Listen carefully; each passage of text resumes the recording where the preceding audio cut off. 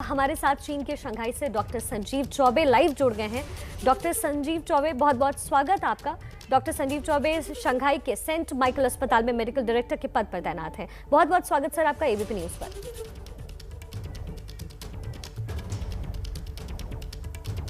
Sir, क्या आप तक मेरी आवाज पहुंच रही है? हाँ, मुझे आ रही है। जी संजीव सर, सबसे बड़ा सवाल यही कि चीन में क्या फिर से कोरोना की वापसी हो रही है? कोरोना की वापसी तो नहीं कह सकते हैं, क्योंकि यहाँ की गवर्नमेंट काफ़ी स्ट्रिक्ट प्रिकॉशन एंड मेजर लेके चल रही है। जी। कुछ केसेस जरूर देखे जा रहे हैं डेली एवरीडे, 33, 35, 50, 100। लेकिन वो लोग जो हैं वो बाहर से आ रहे हैं, क्योंकि चाइना पिछले 1 साल से अपने आप को लॉकडाउन करके रखा है। आप किसी भी कंट्री में जाइए, वहाँ पे उनका जो एम्बेसी है वो नया वीज़ा इशू नहीं कर रहा है चाइना के लिए। तो जो भी छोटे छोटे स्मॉल पॉकेट्स में जहाँ पे लिबर्टी दी गई है, वहाँ पे ऑलरेडी जो बाहर से लोग आ रहे हैं और उनको जो है कोविड पॉजिटिव टेस्ट जो है, कोविड के सिम्टम्स और कोविड केसेस देखे जा रहे हैं चाइना के। जब वो लोग इंटरेक्ट होते हैं लोग दूसरे लोगों से, तो डेफिनेटली वो स्प्रेड करते हैं, तो कुछ चाइनीज़ में भी देखे जा रहे हैं। डॉक्टर संजीव, सबसे बड़ा सवाल यही है कि अगर सरकार स्ट्रिक्ट रही तब भी कोरोना के इस समय में ये केसेस आखिर क्यों बढ़ गए?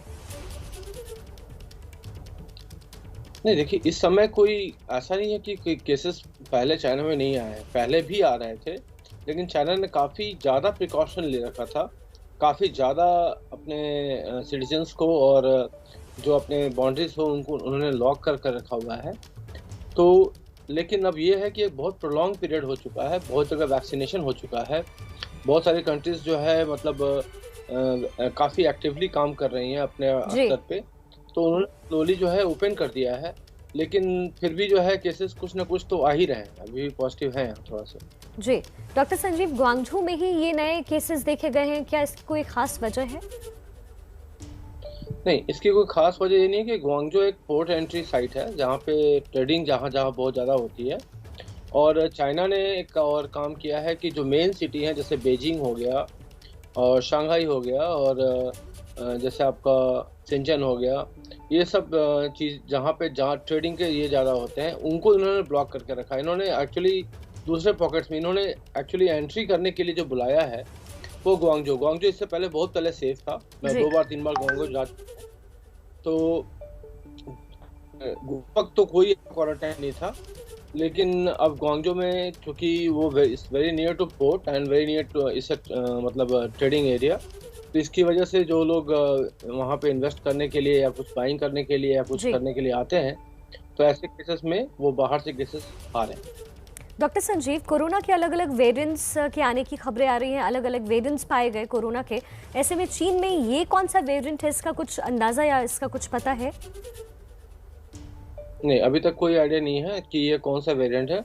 और ये सिर्फ कोविड जो नॉर्मल डिटेक्शन में पाया गया है, तो ये अभी तक वेरिएंट तो हमारे पास कोई जीनोमिक स्टडी हमारे पास सामने नहीं आई है। डॉक्टर संजीव, कोरोना के केसेस कुछ मिल गए वहाँ, तो हो सकता है कि कोरोना केसेस और मामले और फैल जाएं चीन के अंदर। तो कोरोना से निपटने के लिए चीन की फिलहाल क्या तैयारी है, सरकार की क्या तैयारी है? सरकार ऑलरेडी प्रिपेयर्ड रहती है यहाँ पे, क्योंकि जैसे ही हमें मालूम चला कि इनफैक्ट मुझे भी इन्फॉर्मेशन है और मैं खुद तो हॉस्पिटल जाता ही हूँ। तो अभी हम लोगों को जैसे ही ग्वांगझू में एक हॉट स्पॉट एरिया मिला, तो पूरे चाइना को जो है अलर्ट कर दिया गया। यहाँ तक कि जबकि हमारा कोई लेना देना नहीं है शंघाई से और ग्वांगझू से, लेकिन फिर भी हम लोग को ये मैंडेटरी हो गया है कि अपना कोविड टेस्ट कराना है, और उसके बाद आपको टेम्परेचर रिकॉर्डिंग, मास्क पहनना ही है। वैक्सीन आपको लग चुकी है तो वैक्सीन आपको लगवाना ही है। तो ये सारी चीज़ें ऑलरेडी युद्ध स्तर पे यहाँ पे चल रहा है। मतलब ये है कि वो जी वहीं तक सीमित रह जाए। जो लोग पॉजिटिव पाए गए हैं उनको क्वारंटाइन भी किया गया है। डॉक्टर संजीव, तीसरी लहर की बात भी कही जा रही है कि कोरोना की तीसरी लहर भी आएगी, जिसमें बच्चों को सबसे ज्यादा इफेक्ट करके जाएगा ये कोरोना। तो इसको लेकर के कोई जानकारी आप साझा करना चाहें? तीसरी लहर का कोई, देखिए, हो सकता है पॉसिबिलिटी, हम लोग बहुत बार प्रिडिक्ट कर चुके हैं, बहुत बार गलत हो चुके हैं, ये बात हम सब लोग जानते हैं। जितने भी कोई भी आज तक डॉक्टर अपने आप को कोई परफेक्टली नहीं कहते कि मैं कोरोना एक्सपर्ट हूँ या क्या हूँ।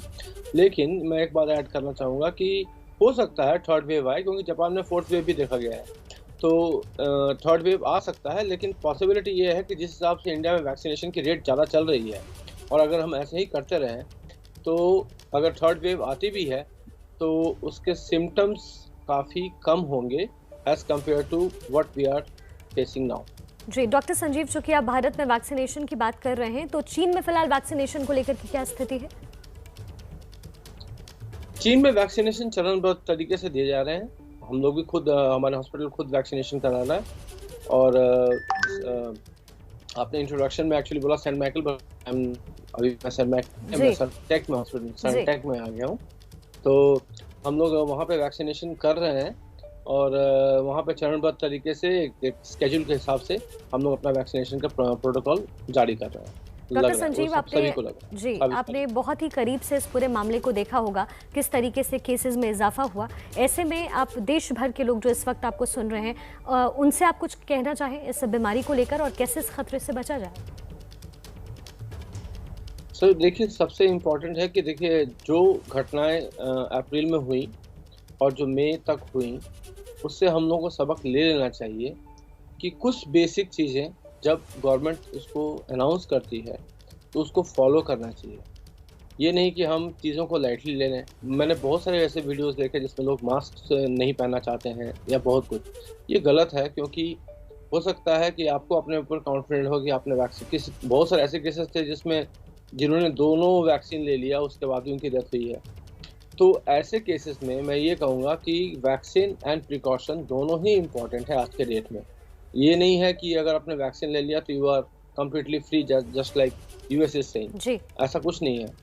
आप वैक्सीन लेने के बाद भी इन्फेक्ट कर सकते हैं, हो सकता है सिम्टम्स कम आए, लेकिन आपको बचने के चांसेस आपके बहुत ज़्यादा रहेंगे। तो इसका सबसे बेस्ट तरीका यही है कि आप वैक्सीन लेने के बाद भी मास्क और कोविड प्रोटोकॉल को फॉलो करें, अनलेस एंड अनटिल हम जब तक कोई कंक्लूसिव ट्रीटमेंट या कंक्लूसिव वैक्सीन डेवलप नहीं कर लेते। डॉक्टर संजीव, चूंकि वैक्सीनेशन की भी हम बात कर रहे हैं और भारत में भी तेजी से वैक्सीनेशन की प्रक्रिया हो रही है, ऐसे में कई तरह के फैक्ट्स और फिगर्स सामने आते हैं। ऐसे में लोगों के जहन में कहीं ना कहीं ये है कि एंटीबॉडीज जो कोरोना के वक्त शरीर में बन जाता है, जब वो खत्म हो जाता है तो क्या खतरा एक बार फिर से कोरोना का लोगों को हो सकता है? कोरोना का खतरा जो है, देखिए ये हमेशा बना रहेगा जब तक ये हमारे यहाँ पे कंट्रोल नहीं हो। हमने अभी तक कंट्रोल नहीं किया है। कुछ स्टेट में है, कुछ स्टेट में नहीं है, कुछ स्टेट में बहुत कम है, कुछ स्टेट में बहुत ज़्यादा है। महाराष्ट्र में अगर हम बात करें तो वहाँ पे सबसे ज़्यादा नंबर ऑफ डेथ्स देखे गए हैं, 82,000 प्लस डेथ्स हैं। वहीं पे अगर हम देख लें किसी और स्टेट की कंपेरिजन करें तो वहाँ पे डेथ रेट काफ़ी कम है। रीज़न इसका ये है कि जो हमारा जो ट्रांजिशन है, जो हमारा जो लोग एक दूसरे जगह से मूव करते हैं, हमें उसको कम करना चाहिए। और दूसरी बात यह है कि अननेसेसरी ट्रैवलिंग को रोकना चाहिए जी। और गवर्नमेंट को भी स्ट्रिक्टली, जो भी गवर्नमेंट है, जो भी स्टेट गवर्नमेंट है या सेंट्रल गवर्नमेंट है, सेंट्रल गवर्नमेंट ऑलरेडी पहले से ही ट्राई कर रही है कि वो काफ़ी ज़्यादा स्ट्रिक्ट रूल्स को लगा सकें जी। लेकिन जो स्टेट गवर्नमेंट है उनको भी इस चीज़ को फॉलो करना चाहिए कि जो लोग हैं वहाँ पे उनको वहीं पे रखा जाए, एक तरह से क्वारंटाइन वाला माध्यम बनाया जाए, जिसकी वजह से क्या बोलते हैं कि इसको हम कंट्रोल करें। अभी आप जैसे वीडियो में दिखा रहे हैं कि लोग घर घर जाके जो है, डॉक्टर्स घर घर जाके ट्रीटमेंट दे रहे हैं या टेस्ट कर रहे हैं। बिल्कुल। ये क्यों करना है? क्योंकि कोई हमारे यहाँ अपना वॉलंटियर है ही नहीं। जी डॉक्टर संजीव, वियतनाम में भी एक नया वेरिएंट सामने आया है, क्या इसको लेकर के आपके पास कोई जानकारी है? वियतनाम की वेरिएंट जो है वो अभी still under investigation, it's not yet clear, it's just a media hype. जी डॉक्टर संजीव, अब चूंकि लोग कोरोना से अब भी ग्रसित हो रहे हैं, मामले में गिरावट ज़रूर दर्ज की जा रही है, लेकिन अब भी एक पूरा ग्रुप है जो कोरोना से संक्रमित है। ऐसे लोगों को आप कोई सजेशन देना चाहें, क्योंकि लोग लगातार स्टेरॉइड्स का भी इस्तेमाल कर रहे हैं, लोग बीमार भी होते हैं, मल्टी ऑर्गन स्पेस का प्रभाव पड़ रहा है। ऐसे कुछ सजेशंस जो कोरोना से बचाने में कारगर हो? देखिए इसकी दो चीज़ें हैं। देखिए सबसे ज़्यादा तो एक हमारे यहाँ ओवर यूज़ ऑफ एंटीबायोटिक्स हो रहा है और ओवर यूज़ ऑफ स्टेरॉइड हो रहा है। हम लोग एक्चुअली जो ट्रीटमेंट ऑफ मेथड है, हम लोग सार्स को ही फॉलो कर रहे हैं। सार्स का जो मेथड था जिसमें हम लोग सार्स H1N1 या H2N9 या H3N7 जो भी कॉम्बिनेशन हो, हम उसको लेके चल रहे थे। लेकिन ये फैक्ट नहीं है कि हम उस वही सेम जो लाइन ऑफ गाइडलाइन और जो लाइन ऑफ ट्रीटमेंट है उसको हम यूज़ करें।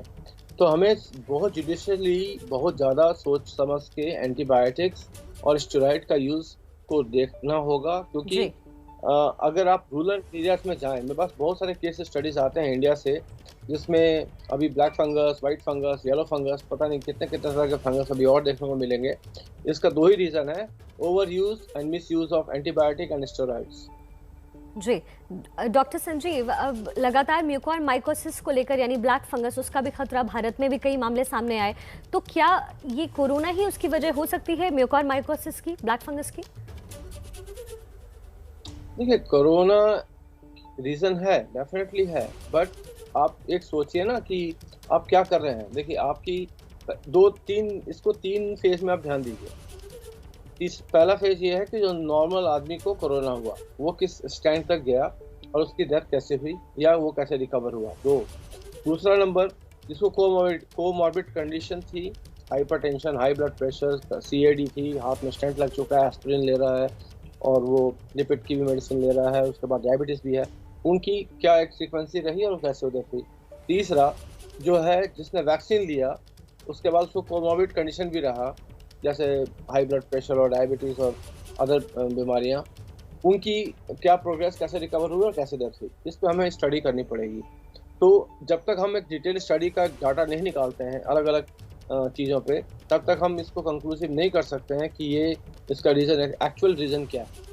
डॉक्टर संजीव, लगातार वैक्सीनेशन की प्रक्रिया तेजी से चल रही है, लेकिन वैक्सीन को लेकर के लोग अब भी कहीं ना कहीं डरे हुए हैं। उनका मानना यह है कि वैक्सीन के पहले डोज के बाद अगर आपको फीवर आता है तो आपकी बॉडी में एंटीबॉडीज बन रही है, लेकिन अगर फीवर नहीं आ रहा तो एंटीबॉडीज नहीं बन रही है, ऐसा लोगों का मानना है। ऐसा होता है क्या?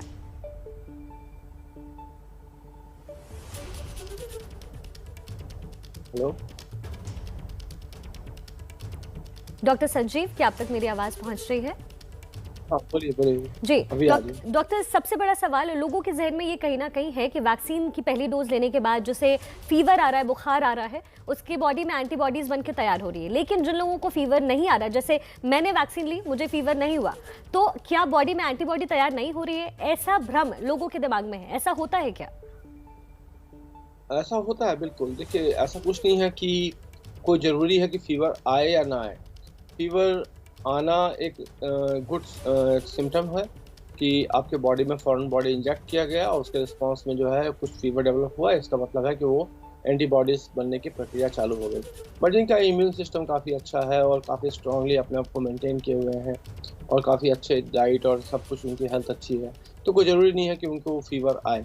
तो ये बिल्कुल ही मतलब एक भ्रम फैलाने वाली बात है कि जिसको फीवर नहीं आता उसको एंटीबॉडी डेवलप नहीं हो रही है, जिसको फीवर आता है उसको एंटीबॉडी डेवलप हो रही है। ये बिल्कुल ही बकवास बात है।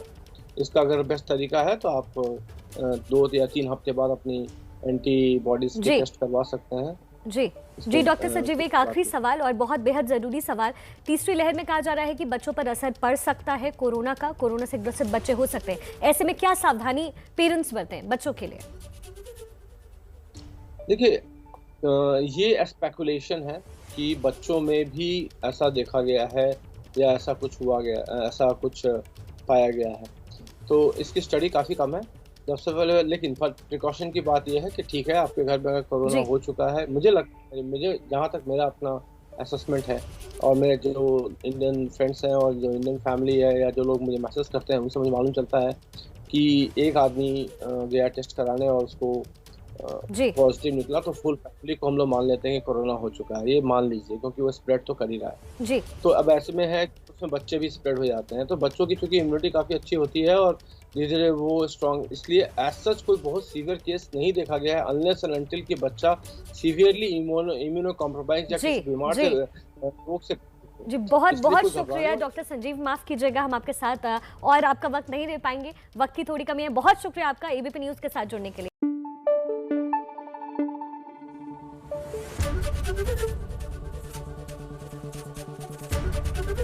एबीपी न्यूज आपको रखे आगे।